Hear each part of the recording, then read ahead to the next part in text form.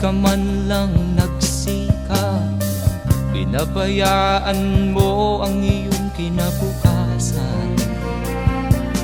Ba't ka ganyan? Di naman sila nagkulang, ibinigay ang iyong kailangan. Bakit bumagsak ka sa kalokohan? Nagpabaya ka, lagi kang naglalasing, magulang mo'y di pinapansin. Nais lang naman nila'y sa iyong kabutihan.